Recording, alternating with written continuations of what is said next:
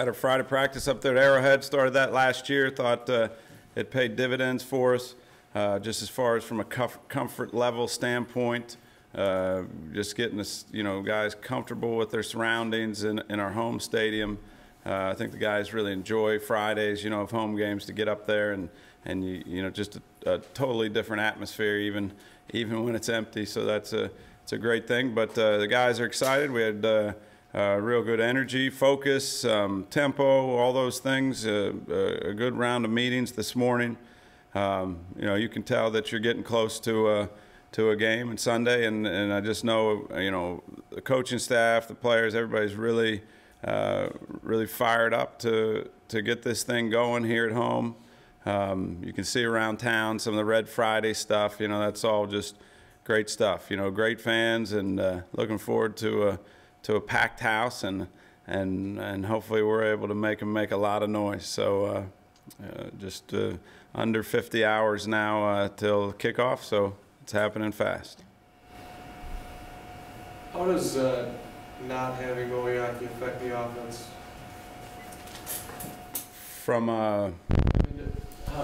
What do you think the biggest, how did he help you the most that you won't have, I guess?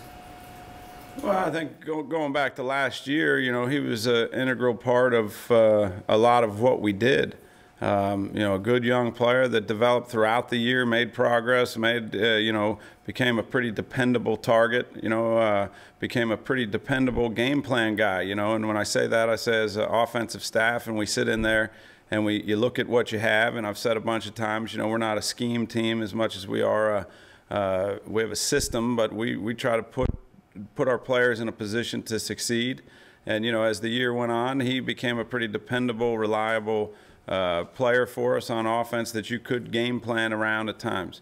Now this year, training camp, he had a rough start. Like I said, he started out way behind the 8-ball, when we were in lockout mode, and having to go through some things that he did from a physical standpoint. And, he really missed the first week and a half. So again, just we're trying to get, all these guys, up to speed and up to a level where they could compete and be out there and help. And, we just never really got to that point with Tony, unfortunately. And, and that really, the last game there was what trying to get done, was just trying to get guys that needed more time to be ready, some time. And, it didn't work out. That being said, and if this is the NFL, guys get hurt. I think good teams show the ability to have guys step up and fill roles. And I think the game plan thing is important because, it may or may not, there are going to be plays where in the past, when you're designing thoughts and plays and for situations, you might have thought of Tony, you'll be thinking of somebody else. The good thing is we got a lot of unique skill guys across the board, including tight ends still, that have some abilities that I think we can utilize and help make us productive offense. You talked earlier in the week about how you didn't think most of the time you guys were a smart team during the preseason. Define smart, if you will. What does it mean to be a smart team? I didn't think we were smart. Is that what you said? Yeah. Well, I think a smart team is a team that makes the right decision in most situations, and that could be whether you hold on to a jersey on a special teams play or an offensive play or a corner. It could mean deciding to pull off on a block at the last second that you think maybe I can't get myself in a legal position. And all those things are kind of happening in a fraction of a second, that you got to make the right decision.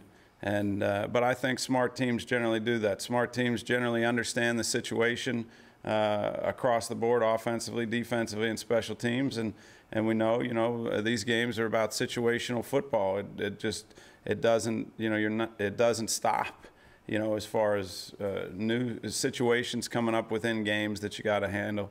I think smart teams make good decisions most of the time. You're not always going to do the right thing, but most of the time you do. That's a smart team. Do penalties factor into that?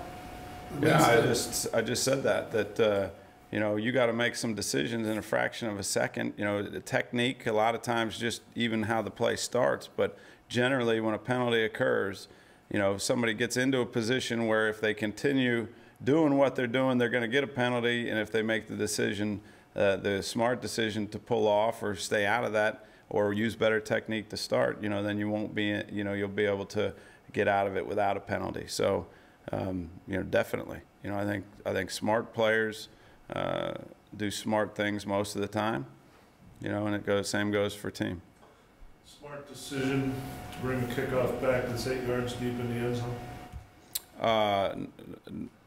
If you only get out to the 12 or the 8 or the 15, no. My rule is if you bring it out from the end zone, you better get past the 20. You know, so, and if you don't, then it was not a smart decision. So. Last night is, you know, maybe not the best example because that's two very good offensive teams, but do you have any thought on what any lockout and short training camp might have on the league as far as offense being ahead of defense, defense being ahead of offense, anything like that? No, you know, I've felt a little bit early the defense has, you know, somewhat of an advantage depending just upon how much you do. You know, but I think really what the lockout, where the biggest effects, the greatest effects from the lockout are going to come as far as some of the things you even saw last night are, I think the teams that have been together and in relatively the same system for an extended amount of time with the same players, you know, are going to be at an advantage, you know, especially early on. And I think the teams that haven't been together very long or for very little time or somewhere in between, you know, there's going to be different levels of advantage. And I said from the start, we're kind of in the middle. You know, I'm grateful that I feel like we've got a core group of guys that have been together now going into our third year. The system hasn't changed a whole bunch, though we're always evolving. And so we're somewhere in the middle. You know, but those two teams last night, I think they both fall into the category of, you know, core guys been together for an extended amount of time. Factor in they got a lot of really good players on offense, especially it looked like across the board. So I think, you know, that's why that turned out to be a great game. I mean, first of all, at least from an off, if you like scoring, you know, it was a great game. And, you know, there's some big-time players making big-time plays. Two special teams touchdowns last night. Are you anticipating more big plays in the kicking game, at least early in the season? More opportunity, one way or another, I think. You know, I think more opportunity because, again, you haven't had the normal amount of time to cover everything quite as thoroughly as needs to be covered. So I think everybody kind of decided what they felt was most important to their team.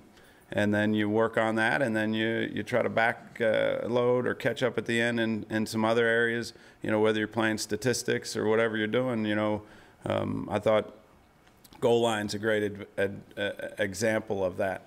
You know, we as coaches tend to put a ton of work into goal line, you know, and then the year ends and you count up your goal line snaps. And for us, for instance, I think we had 11 snaps on offense and 13 snaps on defense or something like that out of 1,000 plays, you know, and here we've devoted tons of time to goal line throughout the years, and now how much in a shortened preseason training camp do you want to spend on something that, though it's a very critical play, but there's other ways you can try to play, you know, defensively I think becomes a little more of a concern because offensively we can control how we handle those plays down in the tight red. Defensively, you're going to have to react to what other teams do, and if they bring goal line people in, you got to be ready for it. So, you know, I think guys, coaches played percentages, probably a lot of people on just what they felt was most important to them.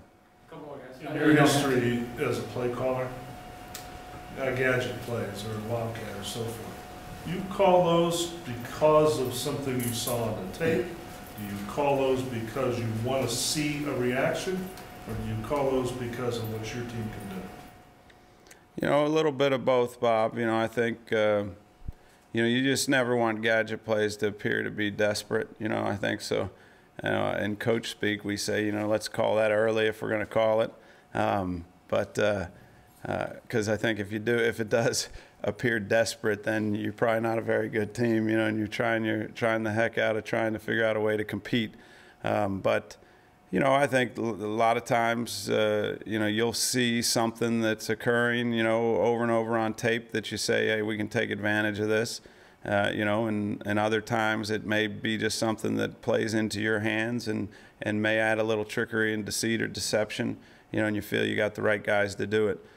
So I think it's a little bit of both, and I've called, you know, a lot of different gadgets, and you know, and I think again, if you're kind of becoming a good team and you're executing and you make one of those plays early, you know, it can give you a little swagger, you know, at least to your offensive guys or special teams or whoever it is. I know you don't have to say yet what your injury report's going to be, but you said on Monday you're such a nice guy, you get that information out a little bit early. What will Matt and John be like on the injury report today? Matt and Matt's going to be listed as full, probable, you know, because that's what you can list him as, and then Jonathan did not practice and he's out. Coach, about the games being played on 9/11, it's been 10 years. If you wouldn't mind, can you know, I mean, tell me where you were that day, what you remember about it? I know it affected Pennsylvania also, and you also spent some time in New York. Mm-hmm. You know, I was with the Bears.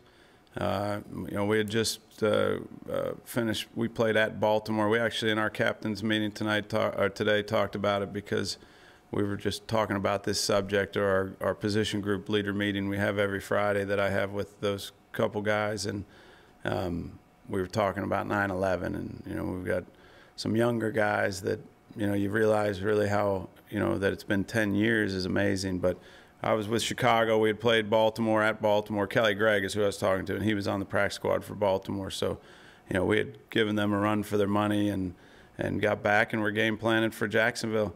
And you know, we were in our Lake Forest offices there in Chicago, or you know, in northern Chicago, and you know, it's just one of those days you'll never forget. You know, I'd grown up kind of hearing about, you know, John F. Kennedy, and you know, I wasn't born yet, but you know, I remember my mom and grandma talking about where they knew exactly where they were, and for me, I mean, that's really, it's the single greatest event that's occurred, I think, you know, since I've really been aware of, you know, I remember guys going on the moon, but you know, it involved a lot of lives and tragedy, but also greatness, I think, and it's something that, you know, is a big, you know, will be a big part of our country forever now, and what makes it great, the resiliency and heart and caring. But you know, just it's like it was yesterday as far as us, you know. And I immediately got on the phone. My parents were in Western New York. We're traveling that day, so I didn't know where, you know, they were exactly, and had a ton of friends in New York. You know, I'd left the Jets to go to Chicago that year, so, you know, had a ton of people, you know, people we actually rented the house from in Long Island, our basement from, I should say, in Long Island. The girl worked for Boomer Esiason and his foundation, and he had an office in there, and, you know, so we were checking on them. We were checking on, you know, everybody that we could think of. So I got, you know, I still have a lot of close friends from New York, so just one of those, it's hard to believe it happened, but yet you'll never forget it.